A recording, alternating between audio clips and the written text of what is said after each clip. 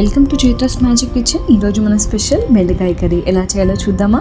ముందుగా ఒక బాండ్లీ తీసుకొని అందులో 1 టేబుల్ స్పూన్ ఆఫ్ ఆయిల్ వేసి అందులోకి మనం సన్నగా కట్ చేసుకున్న బెండకాయ వేసుకోవాలండి. ఇప్పుడు అందులోకి ఒక 1/2 స్పూన్ సాల్ట్ వేసుకొని మంచిగా వేయించుకోవాలండి.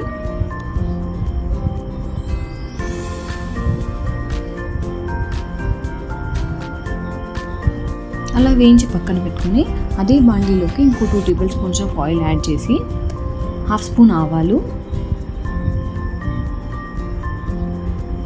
1/2 స్పూన్ జీలకర్ర,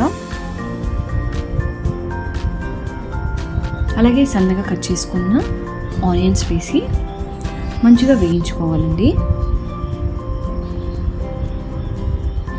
ఆనియన్స్ వేగాక అందులోకి 1.5 స్పూన్ జింజర్ గార్లిక్ పేస్ట్ వేసి మంచిగా పచ్చివాసన పోయేంత వరకు వేయించుకోవాలండి.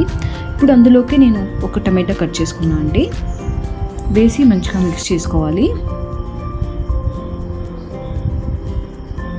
ఇప్పుడు ఒక కప్ పెరుగు తీసుకొని అందులోకి 1 టేబుల్ స్పూన్స్ ఆఫ్ కారం పొడి, 1/2 స్పూన్ ధనియాల పొడి, చిటికెడు పసుపు, 1/2 స్పూన్ గరం మసాలా, కొంచెం కసూరి మేతి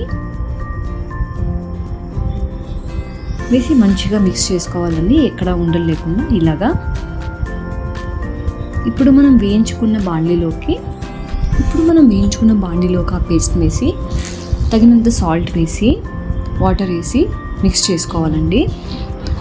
పచ్చివాసన పోయేంత వరకు బాయిల్ చేసుకొని అందులోకి నేను వేయించి పక్కన పెట్టుకున్న బెండకాయలు వేసుకొని గ్రేవీ కదా అండి, సో కొద్దిగా వాటర్ యాడ్ చేసుకుంటున్నాను, అంతే అండి.